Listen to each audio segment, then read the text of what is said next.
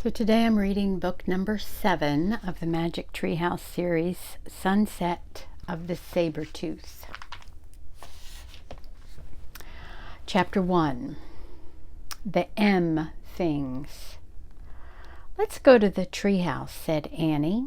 She and Jack were passing the Frog Creek woods on their way home from their swimming class at the Y. "No, I want to go home and change out of my bathing suit," said Jack. "Oh, that'll take too long," said Annie. "Don't you want to save Morgan as soon as possible?" "Of course," said Jack. "Then come on, before the sun sets," said Annie. She darted into the woods. Jack sighed. He gave up on the idea of changing out of his bathing suit. He pushed his glasses into place. He followed Annie into the Frog Creek woods. The warm air smelled fresh and green. He moved through patches of sunlight and shadow. Soon he came to a small clearing. He looked up. There it was, the magic treehouse in the tallest tree in the woods. "Hurry," called Annie. She was climbing the rope ladder up to the treehouse. Jack grabbed the ladder. He started up after her. Finally they reached the treehouse. Squeak! A mouse sat on the windowsill. "Hi, Peanut," cried Annie. Jack patted the tiny head. "Sorry we didn't come sooner," Annie said, "but we had to go to our swimming lesson." Squeak! "What happened while we were gone?" asked Annie, looking around the treehouse. Jack stared at the large M carved into the wooden floor. On the M were a moonstone and a mango, the special things they'd found on their last 2 journeys. "Hey, guess what?" said Jack. "Moonstone and mango start with the letter M, just like Morgan." "You're right," said Annie. "I bet all 4 things start with an M," said Jack. "Right," said Annie. I wonder where we'll find the next one." She and Jack stared at the stacks of books in the treehouse. Books on the Amazon rainforest, ninjas, pirates, mummies, knights, and dinosaurs. All of them were closed. Only one book lay open in the corner. "We're just about to find out," said Jack. They walked over to the open book. They looked at the page the book was opened to. It showed a picture of rocks and snow. "Wow," said Annie, running her finger over the picture. "I love snow. I wish we could go there right now." "Wait," said Jack. "We're not prepared." Then he had another thought. "And we're wearing our bathing suits. Stop!" "Oops," said Annie. "Too late." The wind started to blow. The leaves started to shake. The treehouse started to spin. It spun faster and faster. Then everything was silent. It was as silent as the falling snow. Chapter 2, Bones. Jack, Annie, and Peanut looked outside. Snow was falling from a gray sky. The treehouse was in the tallest tree in a grove of tall, bare trees. The grove was on a wide, white plain. Beyond the plain were high, rocky cliffs. "I'm cold," said Annie. Her teeth chattered. She wrapped her towel tightly around her. Squeak! Peanut sounded cold, too. "Poor mouse," said Annie. "I'll put you into Jack's pack. You'll be warmer there." Annie slipped Peanut into the pocket of the backpack. "We have to go home," said Jack. "We need warmer clothes." "We can't go home," said Annie. "We can't find the Pennsylvania book. Not until our mission is complete, remember? That's the way the magic works." "Oh, right," said Jack. He looked around. There was no sign of the Pennsylvania book that always took them home. Annie peered out the window again. "Where are we, anyway?" she asked. "I'll find out," said Jack. He picked up the open book and read the title on the cover. "Life in the Ice Age." Ice Age, said Annie. No wonder we're cold. We better find the third M thing soon, said Jack, before we freeze to death. Look, whispered Annie. People. She pointed out the window. Jack saw them too. 4 figures on a cliff.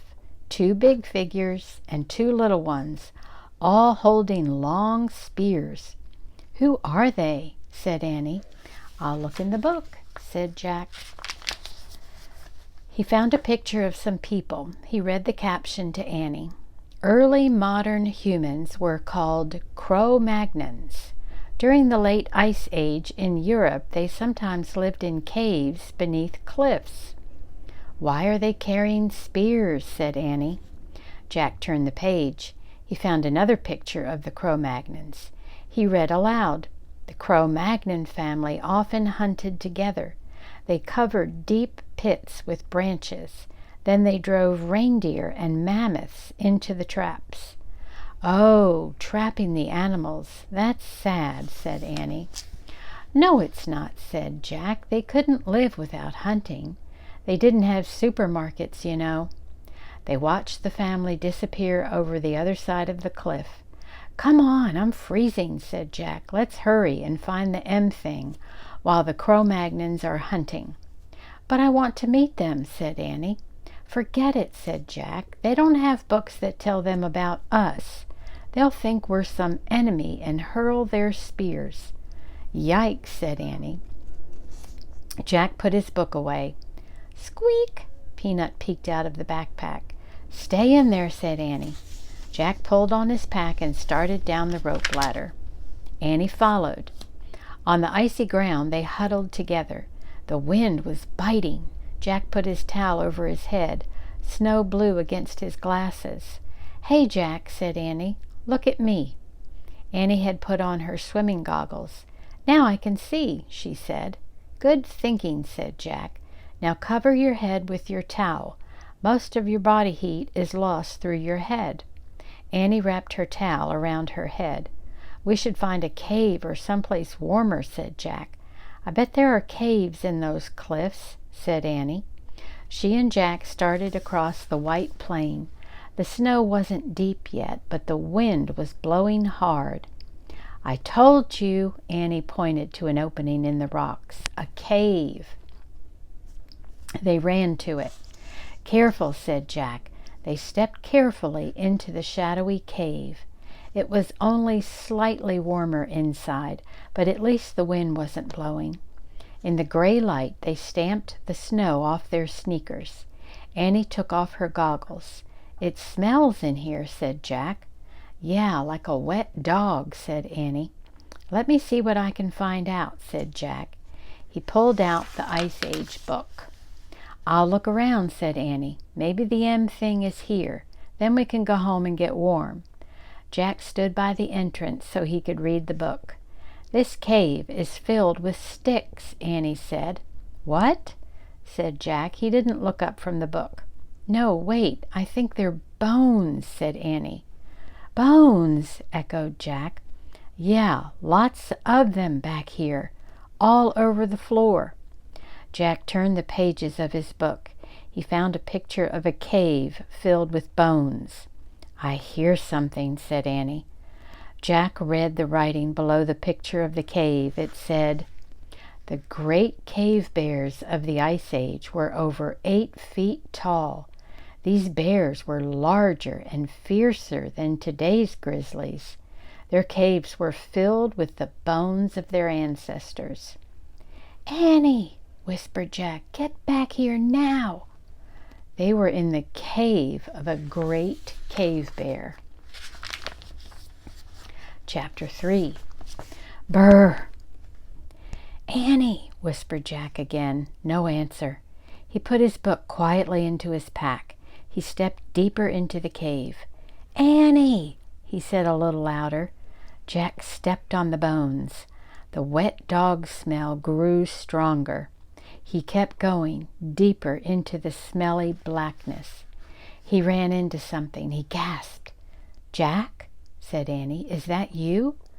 Didn't you hear me calling? Jack whispered. We have to get out of here. "Wait," she said. "Someone's sleeping back there. Hear him snoring?" Jack heard a low, deep moaning. It was loud, then soft, loud, then soft. "That's not a person," he said. "It's a great cave bear." A booming snore shattered the air. "Yikes!" said Annie. "Go, go!" said Jack. He and Annie ran through the cave, over the bones, and out into the falling snow. They kept on going. They ran between fallen rocks and under jagged cliffs. Finally, they stopped and turned around. All they could see was snow and rocks and their own footprints. No bear.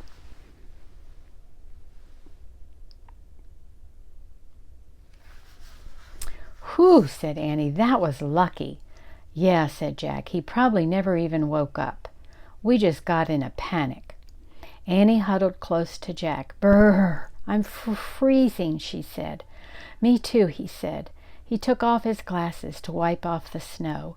The cold wind blew against his bare legs. "Wow," Annie said. "Look." She pointed to something behind Jack. "What?" Jack put his glasses back on and turned around.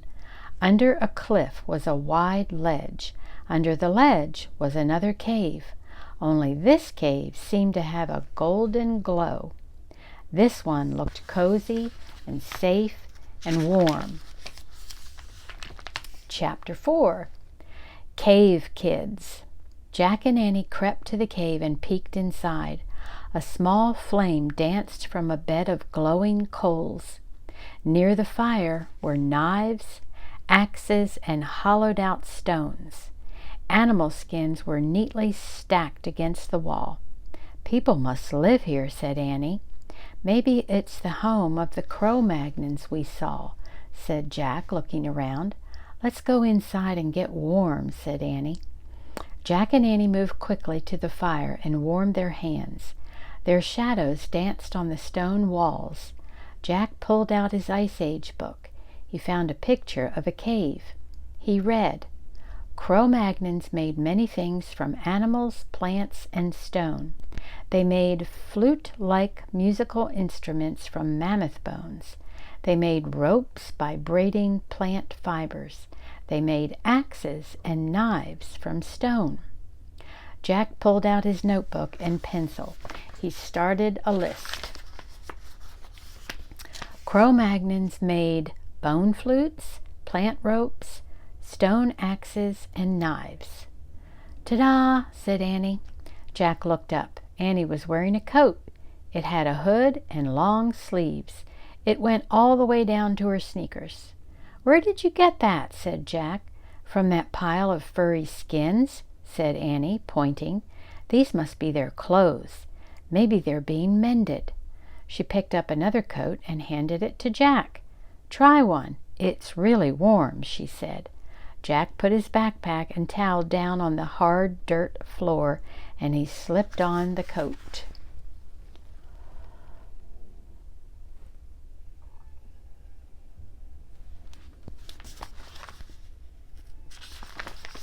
It did feel very warm and soft. "We look like cave kids," said Annie. "Squeak!" Peanut peeked out of Jack's pack lying on the floor. "You stay in there," said Annie. "There's no teeny coat for you." Peanut vanished back into the pack. "I wonder how they made these coats," said Jack. He turned the pages in the book until he found a picture of Cro-Magnon women sewing. He read, "Cro-Magnons scraped reindeer skins with flint rocks to make them soft. They used bone needles to sew the skins together for clothing." Jack added to his list, "Reindeer skin clothes." "I hope the cave people won't mind if we borrow their coats," said Jack. "Maybe we should give them our towels," said Annie, "to thank them." "Good idea." "And my goggles, too," said Annie. They left their gifts on top of the rest of the animal skins. "Let's explore the cave before they come home," said Jack. "It's too dark in the back," said Annie. "We won't be able to see anything." "I'll find out how Cro-Magnons saw in the dark," said Jack. He opened the Ice Age book.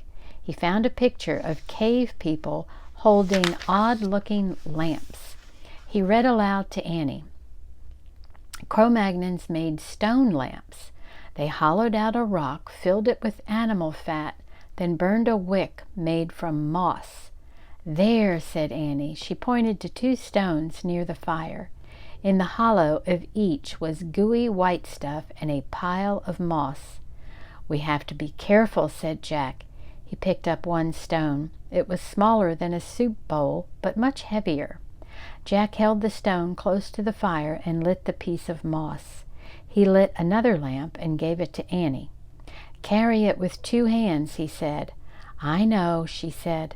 Jack tucked the book under his arm. He and Annie carried their stone lamps to the back of the cave. Hey, I wonder where this goes, said Annie. She held her lamp up to an opening in the wall. I'll check in the book, said Jack. He put down his lamp and flipped through the Ice Age book. I think it's a tunnel, she said. Be right back. Wait a second, said Jack. Too late. She had squeezed into the opening and was gone. Oh, brother, said Jack, sighing. He closed his book and peeked into the opening. Come back here, he said. No, you come here, said Annie. Her voice sounded far away. You won't believe this. Jack picked up his lamp and book. He ducked into a small tunnel. Wow, came Annie's voice. Jack could see her lamp flickering at the other end. Crouching down, he hurried toward her. At the end of the tunnel was a huge cavern with a high ceiling. Annie held her lamp close to the wall. Look, she said. Her voice echoed. Animals were painted on the wall in strokes of red and black and yellow. There were cave bears and lions, elk and reindeer, bison and woolly rhinos and mammoths. In the flickering light, the prehistoric beasts looked alive. Chapter 5. Snow Tracks. Wow, what is this place? Said Jack. Maybe it's an art gallery, said Annie. I don't think so, said Jack. It's too hard to get to. He read about the cave paintings. These Ice Age beasts were painted 25,000 years ago. Cro-Magnons painted pictures of animals they hunted. They may have believed the paintings would give them power over the animals. Wow, look at this, said Annie. She pointed at a painting farther down the wall. It showed a figure with human arms and legs, reindeer antlers, and an owl face. It seemed to be holding a flute. Jack looked at the book again. He found a picture of the figure and read, Cavemen may have been led by a sorcerer or master of the animals. He may have worn reindeer antlers so he could run like a reindeer, and an owl mask so he could see like an owl.